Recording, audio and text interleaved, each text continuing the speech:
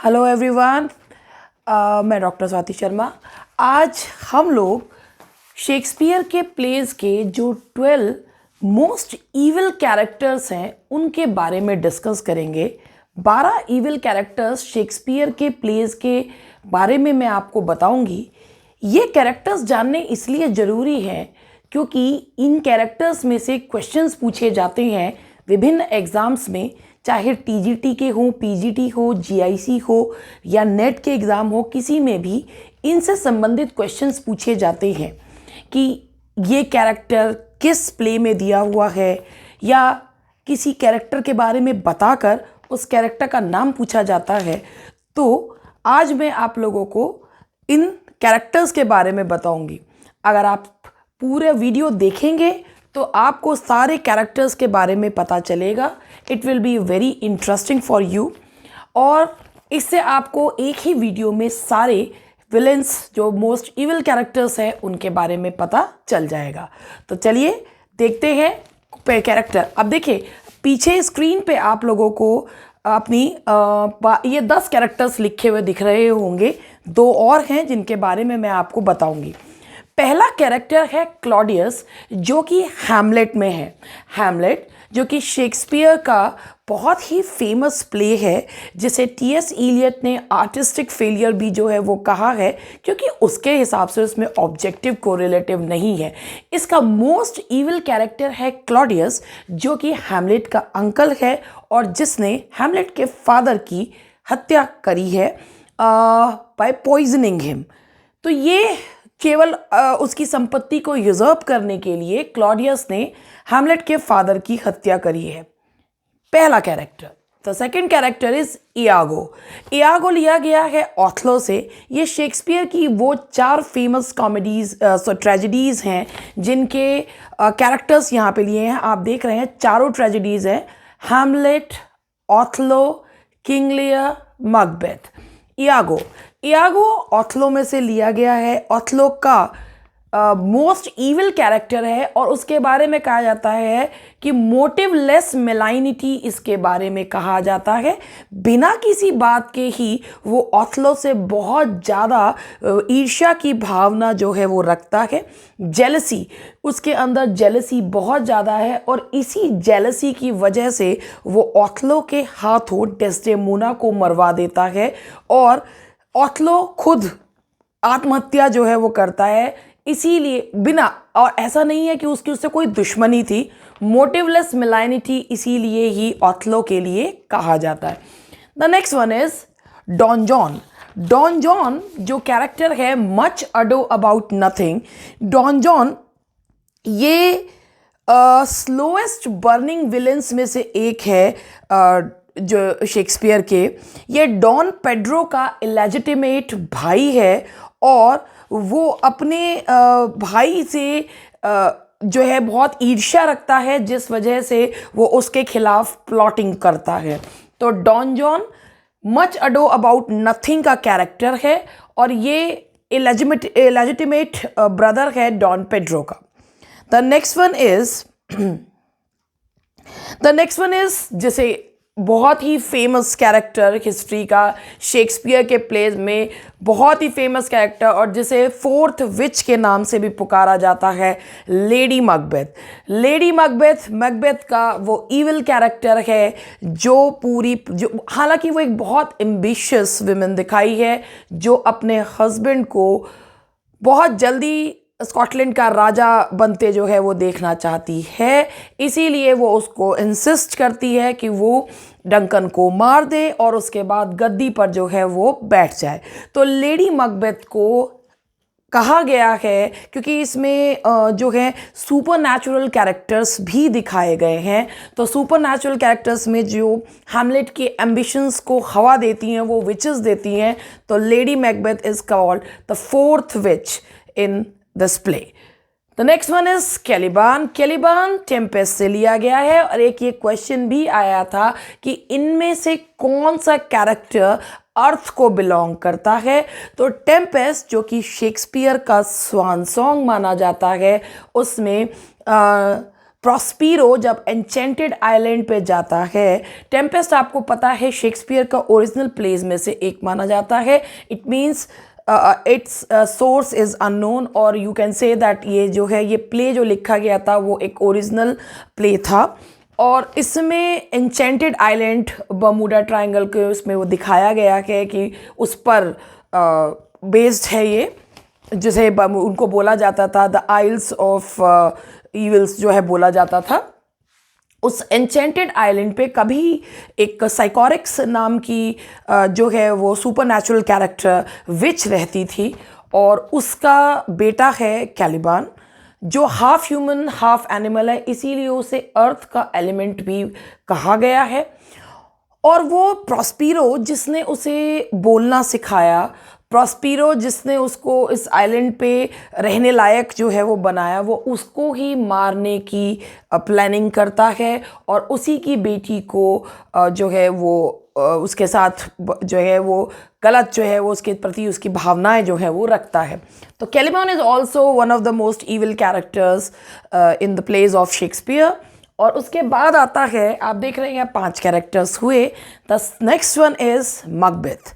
मकबेथ, अब आप सोच रहे होंगे कि भाई हीरो है कि विलन है। एक्चुअली ये एक ऐसा कैरेक्टर है मकबेथ के बारे में अगर मैं कहूँ कि जो अपनी आकांक्षाओं को पूरा करने के लिए एक ऐसी राह पर बढ़ जाता है जो उसको एक विलेन के रूप में खड़ा कर देती है।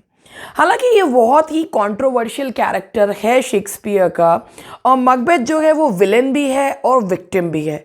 विक्टिम इसलिए है क्योंकि circumstances compelled him to be the villain, और वो बहुत ही इज़ हंग्री फॉर पावर, लेकिन वो अपनी वाइफ के द्वारा और विचेस के द्वारा मैनिपुलेट किया जाता है, और इसी वजह से वो विलेन जो है वो बन जाता है।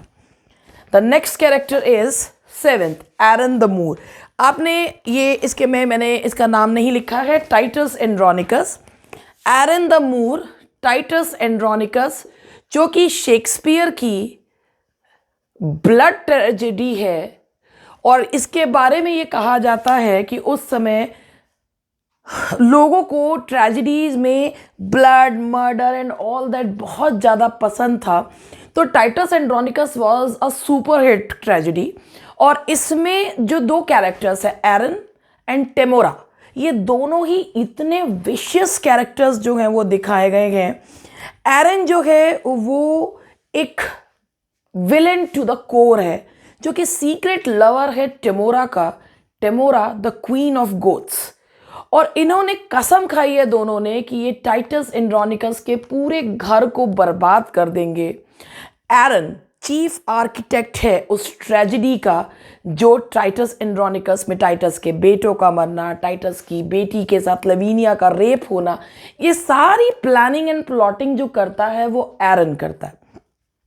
तो एरन, जिसे आप कह सकते हैं मतलब ब्रूटल कैरेक्टर्स में अगर रखा जाए तो शायद एरन जो है वो सबसे ज़्यादा ब्रूटल कैरेक्टर्स में से एक जो है वो होगा। उसके बाद आते हैं, नेक्स्ट है हमारा 8th नंबर पे है एडमंड, जो कि किंग लियर में है। किंग लियर जिसके चार्ल्स लैम्ब ने भी कहा है the लियर of Shakespeare can not be acted. और उसके बारे में एंड लियर के बारे में अगर हम बात करें, किंग लियर, एडमंड और एडगर, ये 2 कैरेक्टर्स हैं।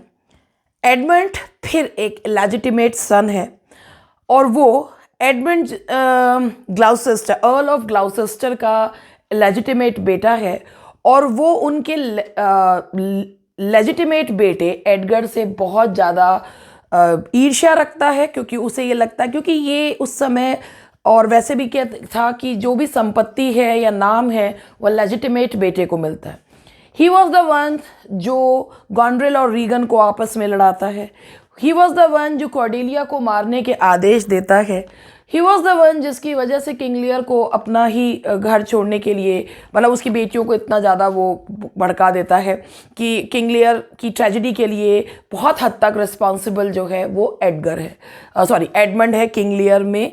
तो एडमंड एक विशियस कैरेक्टर है, और जो किंग लियर की ट्रेजेडी के लिए कहीं ना कहीं जो रिस्पॉन्सिबल है that is Edmund. The next one is Richard third.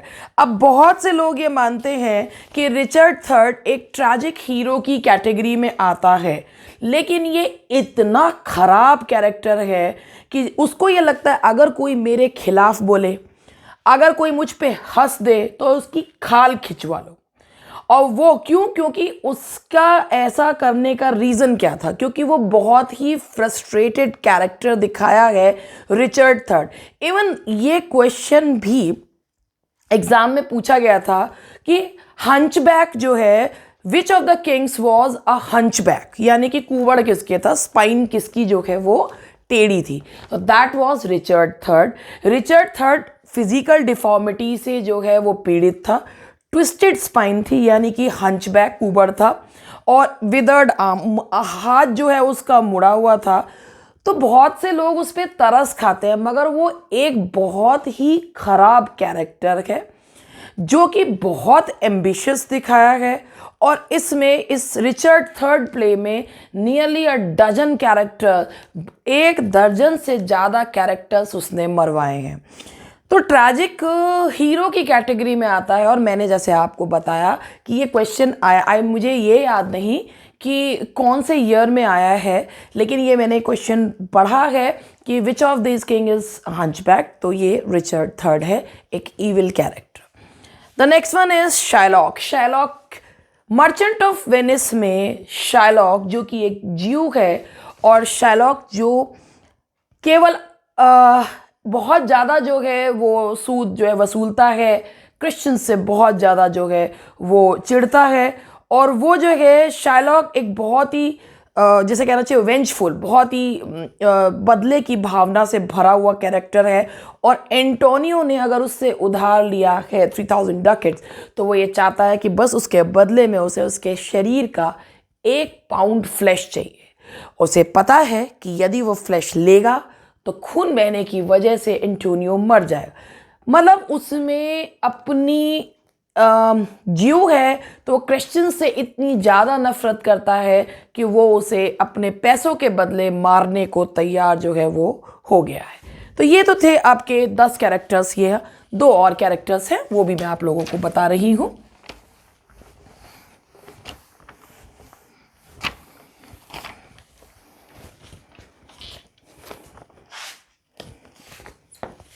The next one is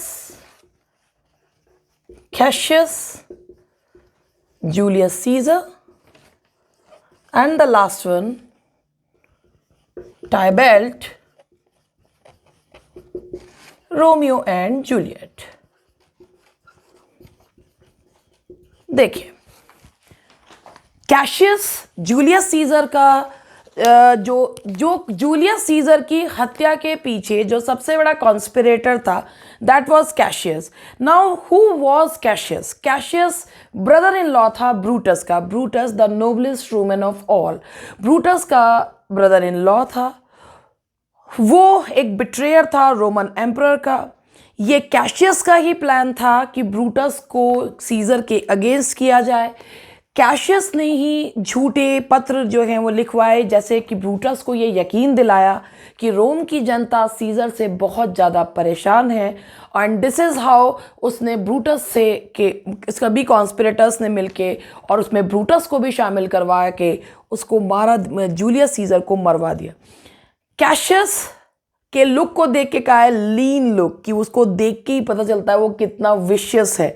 तो जूलियस सीजर ने उसमें कहा भी है कि वो इतना लीन मतलब देखने में ऐसा लगता है भूखा सा और लीन सा लुक है, कि he is a very vicious character. और वो सीजर को मारने की कॉन्स्पिरेसी में जो सबसे बड़ा कॉन्स्पिरेटर था, दैट वाज कैशियस, जो कि ब्रूटस का ब्रदर इन लॉ था।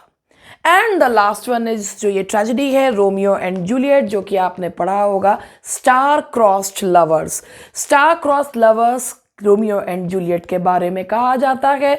और ये इसमें जो जूलियट का कज़न है टाइबेल्ट, जिसकी वजह से वो भी एक विशियस कैरेक्टर्स में ही आता है, क्योंकि टाइबेल्ट जो है वो एक बहुत ही लड़ाकू किस्म का फाइटर जो दिखाया है, और वो उसके अंदर बहुत ज़्यादा हेट्रेड है कैपुलेट्स के प्रति। और टाइबेल्ट जो है वो ना केवल जूलियट का कज़न है बल्कि कैपुलेट्स और मॉन्टेग के बीच में लड़ाई करवाने वाला जो मुख्य पात्र है वो टाइबेल्ट ही है। और वो रोमियो को बहुत से ओकेजन्स पे लड़ाई करने के लिए जो है वो उकसाता, इंस्टिगेट करता है। एंड इवेंच उसके बाद वो उसके रोमियो के फ्रेंड मर्क्यूशियो को मार देता, जिसमें मर्क्यूशियो एक जो है कर्स भी देता है। और इस कैरेक्टर की वजह से ही कहीं ना कहीं एक ये ट्रेजेडी जो रोमियो एंड जूलियट के साथ होती है। तो दीज आर 12 कैरेक्टर्स जो कि डिफरेंट एग्जाम्स में आपको इसमें से क्वेश्चंस ज़रूर मिलेंगे। अगर आप इन्हें ठीक से इस वीडियो को पूरा देखेंगे तो आप लोगों के लिए एक ही लेक्चर में सारे जो 12 मोस्ट जो ईविल कैरेक्टर्स हैं वो आपके सामने हैं। एक और बात आप लोगों से कहना चाहूँगी, हमारे प्ले स्टोर पे ऐप है इंग्लिश सूत्रा, और इंग्लिश सूत्रा करके है, और उस पर टीजीटी पीजीटी के लिए टेस्ट सीरीज़ है। आपके लिए ये free of cost test series है इंग्लिश सूत्रा के ऐप पर। कोई चार्जेस नहीं है, आपको केवल उस ऐप को डाउनलोड करना है। आपको डिस्कशन में ये जो आपका इसमें दिया हुआ होगा, जो आप लिंक में नीचे कमेंट बॉक्स नीचे उसका लिंक जो है वो दिया हुआ होगा, लिंक देख के आप उसको डाउनलोड कर सकते हैं। एक और बात, अगर आप लोगों को लगता है कि किसी विषय पे मैं वीडियो बनाऊं जिसमें आप डिफ़िकल्टी फील कर रहे हैं तो फील फ्री, आप अपने मैसेजेस मुझे मैसेज बॉक्स में ड्रॉप कर सकते हैं। Thank you very much.